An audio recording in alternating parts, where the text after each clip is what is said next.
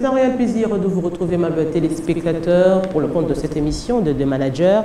L'homme que nous recevons aujourd'hui a plusieurs casquettes, autant dans le domaine du sport que de la politique ou encore de l'humanitaire, mais aussi s'agissant de la mutuelle de santé des enseignants. Sur ce plateau de The Manager, nous allons nous attarder sur des questions liées au sport, mais aussi la corrélation qu'il peut y avoir entre le sport et la politique. L'invité s'appelle Guy Mafuta. Bienvenue sur ce plateau. Merci madame. Aujourd'hui, vous êtes non seulement homme politique, mais aussi dirigeant du club AC Bumba.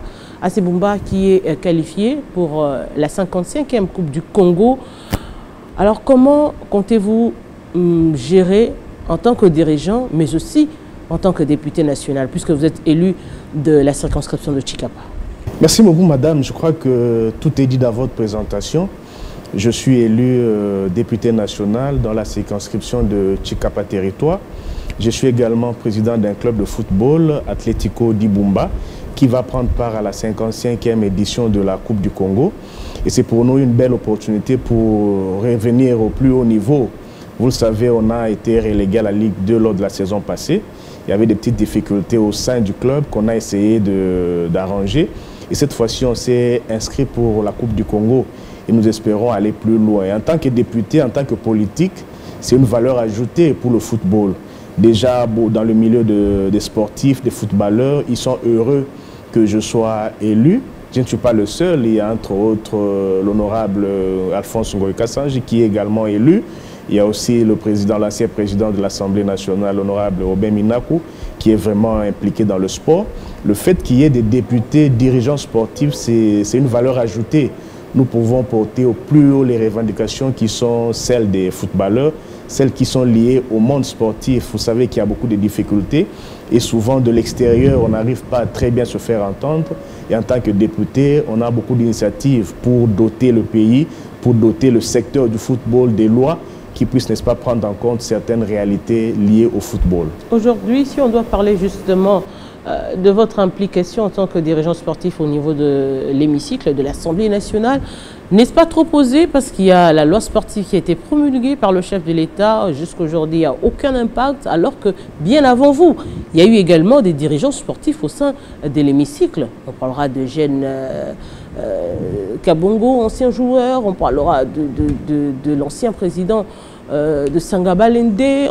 On a vu autant du FC Saint-Éloi Loupopo qui se sont perdus carrément, il faudrait le dire.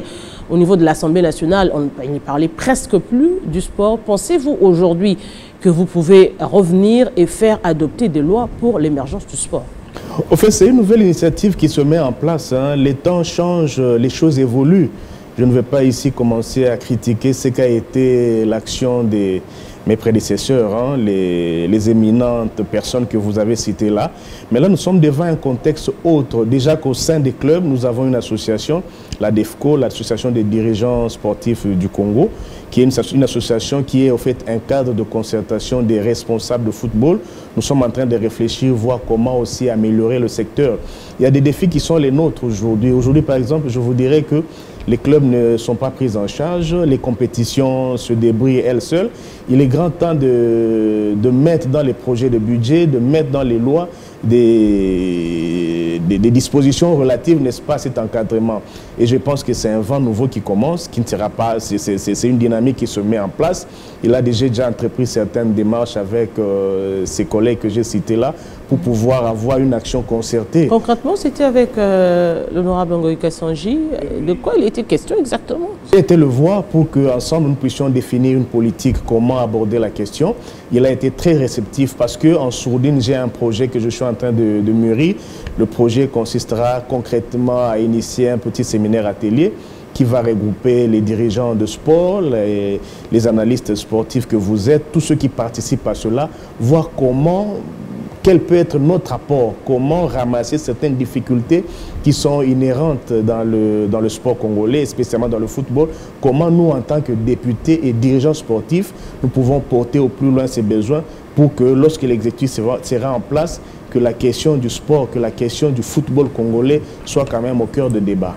Aujourd'hui, il y a cette grande nouvelle, l'élimination des léopards de moins de 23 ans aux Jeux Olympiques 2020. Justement, la cause, c'est ce dossier de passeport de Arsène Zola. Comment gérer, comment arrivez-vous à comprendre cela? En plein 21e siècle, on se retrouve encore avec ce genre de problème. Bon, c'est vraiment regrettable, c'est décevant pour une grande nation de football que nous sommes, mais le problème, il faut le rechercher un peu plus loin. Même aujourd'hui, madame, sur 10 athlètes qui jouent, sans trop me tromper, à peine 20%, 2 ont leur vrai âge sur les licences que nous avons, 2 à peine ont leur vrai âge sur les documents officiels. Il y a 2 âges, l'âge sportif et l'âge du football. C'est une négligence qui est constatée dès le départ, qui à un moment donné au plus haut niveau se révèle ainsi et ça nous cause ce que ça nous cause. Ce n'est pas un premier cas avec Arsène Zola, on a connu avec V-Club, on a connu le même problème. Donc ce sont des négligences, qui commencent dès le bas niveau, au niveau de l'entente, quand le joueur a sa licence, au niveau de la fédération, dans le traitement des documents, on peut falsifier à tout moment quand vous allez là-bas. Le but c'est, il faut corriger dès le bas niveau. Il faut effectivement avoir une vraie politique. Comment prendre en charge un joueur quand il commence à jouer, comment l'orienter, comment l'accompagner jusqu'au plus haut niveau. Et ça, à un certain niveau, ça ne pardonne plus. C'est quand même regrettable pour notre nation qu'à ce niveau-là, qu'on puisse perdre une qualification avec des erreurs qui pouvaient être évitées bien au départ. Aujourd'hui, si on doit justement évoquer cela, on évoquera également la question du ministère de Sport. Aujourd'hui, on se pose la question, est-ce que ce poste devrait-il revenir, devrait-il plutôt revenir aux politiques ou aux technocrates? Il faut allier les deux. Il faut allier la technique et la politique aussi. Hein. Il faut à un moment donné responsabiliser des personnes qui ont à cœur cet ouvrage, le sport congolais, le football en particulier. Vous savez, madame, je suis de ceux qui pensent qu'il faut tout revoir. Quand je dis il faut tout revoir, il faut même partir des statuts de la fédération. Il faut revoir. Aujourd'hui, je trouve ça anormal qu'une structure aussi importante, sportive, les décideurs, quand vous prenez sur 10 décideurs, à peine 2 sont des personnes qui en réalité gèrent les clubs. Quand vous prenez l'Assemblée générale conformément au statut de la fédération, combien gèrent les clubs qui prennent part à cela? L'effectif est vraiment moindre. Il faut à un moment donné qu'on puisse responsabiliser des gens qui ont la passion pour la jeunesse, qui savent c'est quoi un club, qui savent quelles sont les souffrances liées à un responsable d'un club. Quand vous mettez quelqu'un qui n'a jamais géré ne serait-ce qu'un club, qui ne connaît pas c'est quoi la difficulté qu'il y a quand on reporte un match, c'est quoi la difficulté qu'il y a quand on doit délocaliser un match, c'est quoi la difficulté qu'il y a, ainsi de suite, on arrive à des résultats qui ne sont pas très intéressants. Il faut effectivement qu'il y ait la technique, mais aussi le côté politique, en l'occurrence, quelqu'un qui est dans le domaine, quelqu'un qui connaît les vrais besoins, les vraies difficultés des clubs, les vraies difficultés liées au football, qui puisse, n'est-ce pas, gérer ce ministère pour impulser un souffle nouveau. Aujourd'hui, à mon sens, il faut une vraie politique sportive. Vous vous souvenez, sauf erreur de ma part, il y a 2 ou 3 années passées, il y a eu les états généraux, je crois que c'était à l'hôtel Béatrice. Parmi les résolutions, il fallait, n'est-ce pas, une assemblée générale qui puisse revoir cette question, notamment les statuts, ainsi de suite. Mais la suite, il n'y en a pas eu. Parce qu'au fond, quand vous vérifiez, ceux qui en tirent les dividendes sont des personnes qui ne souffrent pas, n'est-ce pas, du poids que représentent les clubs aujourd'hui. Je vous dirais, madame, aujourd'hui, hier encore, je parlais avec un jeune frère qui voulait se lancer. Je lui ai dit, pour être dirigeant de club aujourd'hui au Congo, il faut être soit envoûté, soit être fou. Parce que quand vous êtes dirigeant de club, je vous dis, madame, ce n'est pas facile. Vous avez affaire à des gens qui, au fait, perdent un peu de raison. Aujourd'hui, je suis prêt à abandonner ma famille pour le club. Ces jeunes gens qui jouent, qu'est-ce qu'ils ont? Ils n'ont rien. La plupart n'étudient plus, la plupart ont abandonné les bancs, le BIC à cause du football. Il faut s'en occuper. Quand je dis il faut s'en occuper, le terrain, l'équipement, leurs soins de santé et leur vie quotidienne. Les clubs ne sont pas sponsorisés. Je l'ai dit à plusieurs reprises, il n'y a pas de sponsors. C'est à peine 2 ou 3 clubs qui ont des sponsors. Ce qui conduit à n'avoir des clubs puissants que les clubs qui ont des dirigeants influents dans le pays. Il y en a 2 ou 3 seulement. Le reste, là, nous vivotons, madame. Aujourd'hui, si on doit revenir avec l'AC d'Ibumba, relégué la saison passée en Ligue 2, Vous revenez avec la Coupe du Congo et vous prétendez déjà rafler le titre de vainqueur de la Coupe du Congo. C'est pas osé, c'est pas... Non, on se dit nous avons notre carte à jouer. Vous savez, Dibumba, j'ai toujours dit, Dibumba est une ambition. Hein. C'est un club qui a quand même fait 3 saisons au niveau de la Ligue 1. C'est un club qui s'est frotté aux grands de ce pays. Donc c'est un club qui pense qu'il peut revenir au haut niveau. Nous avons connu effectivement une saison terne. Hein. Elle était due au fait que personnellement, je devais faire un choix. Dibumba n'a pas de sponsor, je l'avais dit. Dibumba n'était pas soutenu par sa province. J'espère qu'actuellement, avec l'avènement d'un dirigeant sportif à la tête de la province du Kasaï, les choses peuvent être différentes que les saisons passées. Et je devais à la fois m'occuper de Dibumba et de ma campagne en tant que député. N'ayant pas de sponsors, je devais faire un choix. Et malheureusement, j'ai sacrifié Dibumba pour une saison. Là, ces choses passées, nous allons maintenant remettre les batteries en marche, espérant que c'est un air nouveau qui s'ouvre devant nous. Et Dibumba s'est inscrit pour la 55e édition de la Coupe du Congo. Le titre, ça veut dire que vous allez battre Renaissance, vous allez battre RCK, MK. C'est des grands clubs de Kinshasa quand même. Ça ne sera pas la première fois qu'on rencontre ces clubs-là. Nous les avons rencontrés en amical, c'est vrai, mais aussi en compétition. MK, à l'aller comme retour, ils nous battent, on les bat. Et on a aussi rencontré les grands. Donc on se prépare en silence, mais je pense qu'on a un effectif assez intéressant pour que Dibumba hausse la tête. Et depuis déjà cette annonce de participation, pourquoi ce silence total? Carrément, Dibumba ne parle pas, il y a des choses qui se font déjà en coulisses. Dibumba travaille. Exempté du premier tour. Dibumba travaille et travaille durement. Nous allons offrir un beau football. Nous avons un entraîneur qui est quand même équilibré, le coach Kiki Makengele, qui comprend un peu la vision qui est la nôtre. Et nous travaillons sérieusement. Nous avons de très bons athlètes, sauf qu'on a été loin des caméras pendant toute une saison. Hein, parce qu'il fallait réorganiser les clubs, parce que Dibumba, comme vous le savez, joue loin de chez nous. Et je pense qu'il est grand temps que l'autorité provinciale et même nationale dote la province du Kasaï d'un terrain de football. Nous voulons rentrer chez nous à Tshikapa, nous voulons jouer devant nos spectateurs, nos supporters, nos fans. Et je pense que c'est un droit pour nous. Il faudrait qu'à un moment donné que les autorités aussi comprennent qu'il y a toute une province, la province du Kasaï, qui n'a pas un seul terrain homologué par la FECOFA. Il faut qu'on y travaille. Et même au-delà de cela, le terrain qui est le nôtre à Tshikapa là-bas, quand je compare avec d'autres provinces, je ne vais pas les citer ici, on a quand même un terrain acceptable. Mais parce qu'il y a une décision qui veut que le terrain ne soit pas qualifié pour recevoir les compétitions nationales, on est là, on souffre, on vivote comme ça. Mais je pense que les choses vont changer. Les choses changent aujourd'hui si on doit justement parler du sport. On doit parler aujourd'hui également du profil, parce que très bientôt, là, ce sera la sortie du formateur, du Premier ministre. Encore plus proche, on viendra à la sortie du gouvernement. Déjà, un profil pour vous, pour le nouveau ministre de Sport? Il faut, comme je l'ai dit, que ce soit quelqu'un qui soit tiré du domaine du football. Il faut que je souhaiterais que ce soit un dirigeant.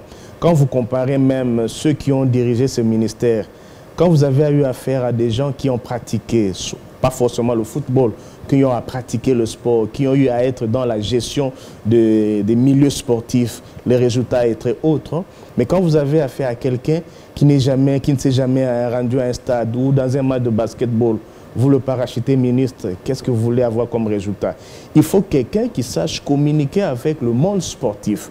Le monde sportif, il est vaste. Il y a les athlètes qui sont là. Il y a les gestionnaires des athlètes qui sont là. Il y a les amoureux du ballon, quelqu'un qui peut affronter tous ces groupes-là, qui peut initier un dialogue, qui est courageux aussi, il le faut à un moment donné. Et je pense que... La gestion également du personnel, parce que vous en avez l'expérience. Vous avez été président de la mutuelle de santé des enseignants, alors que vous n'étiez pas enseignant. Vous aviez quand même réuni autour de vous le corps professoral pour des soins de santé.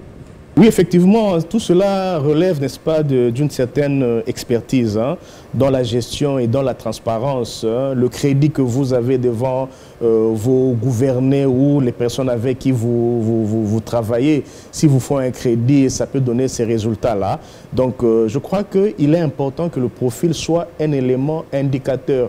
Moi, j'ai toujours dit, je pense l'avoir répété dans plusieurs émissions, la forme, la taille et le profil des animateurs va donner un crédit au gouvernement. Ce sera déjà le premier signal fort de ce que le peuple attend. Aujourd'hui, on parle de la coalition FCC Cash qui s'est manifestée déjà au niveau de l'Assemblée nationale où on a vu Janine Mabunda être élue au perchoir, également le vice-président qui vient du Cash, Jean-Marc Kabound. Comment entrevoyez-vous cela, la gestion aujourd'hui de l'Assemblée nationale? En fait, aujourd'hui, l'opposition, elle qui n'a pas voulu voter, d'ailleurs, qui est sortie pour dire que bon, ce n'était que de la figuration. En fait, c'est un droit, hein? C'est la liberté, la démocratie, c'est aussi le droit de voter ou de ne pas voter, le droit de participer ou de ne pas participer. Quand je vois toute la polémique liée à ça, cela me renvoie à certains principes. Je vois Martin Luther King, qui est un auteur un politique américain que j'ai beaucoup lu, le pasteur Martin Luther King, qui parle de lois justes et des lois injustes. C'est vrai, les revendications de nos amis de l'opposition, elles peuvent être fondées, mais il y a aussi les principes. On peut évoquer à un moment donné l'élément nouveau, le chiffre qui a changé, qui devait donner lieu à 2 sièges. Mais les éléments nouveaux, ils peuvent advenir chaque fois. Aujourd'hui, déjà, la Cour constitutionnelle commence à rendre ses arrêts. Certainement qu'il y aura un bon nombre de députés qui seront réhabilités, un autre qui va quitter. Peut-être que les équilibres vont changer. C'est un élément nouveau qui va aussi voir le jour. Faut-il revenir parce qu'il y a des éléments nouveaux? Il y a ce qu'on appelle la cristallisation. À un moment donné, il s'est produit une décision où il y avait des indicateurs numériques précis. Les choses peuvent changer après, mais il faut que le pays aussi avance, surtout que aujourd'hui, tout le monde appelle de son vœu la mise en place de ce gouvernement pour prendre en charge certaines questions qui sont liées à la population, au vécu quotidien. Le peuple souffre, il faut aller de l'avant. Aujourd'hui, si on doit peut-être terminer par là, on doit évoquer également la formation du gouvernement, oui, mais cela dépendra également du Premier ministre qu'on nommera. Oui, je pense que les rapports, les contextes sont très avancés. Et dernièrement, j'ai suivi les 2 responsables politiques ou responsables moraux des structures politiques se voient. Certainement, c'est pour trouver le juste milieu, trouver quelqu'un qui peut répondre aux besoins de la circonstance, aux besoins du contexte, pour, n'est-ce pas, mettre en place ce gouvernement et voir comment faire avancer les choses. Je pense qu'à leur niveau, ils sont suffisamment avancés et certainement que très bientôt, nous saurons qui pourrait être ce formateur et quelle pourrait être cette équipe gouvernementale et quel pourrait être son programme qui sera validé par nous, députés que nous sommes, pour, n'est-ce pas, espérer que la population va goûter à ce à quoi il a toujours aspiré depuis longtemps, le changement, la démocratie, le développement, l'économie, ainsi de suite. Pensez-vous que le FCC Cash, cette coalition, portera certainement des bons fruits? En principe, madame. Parce que j'estime que ces deux composantes ont certainement le même objectif. Moi, je dis que le défi aujourd'hui, c'est la jeunesse, c'est la démographie.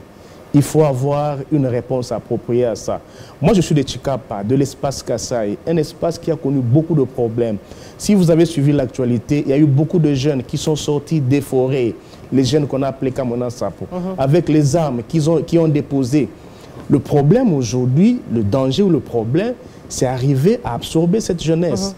Même aujourd'hui, le cash, qui a porté le cash au pouvoir? C'est la jeunesse.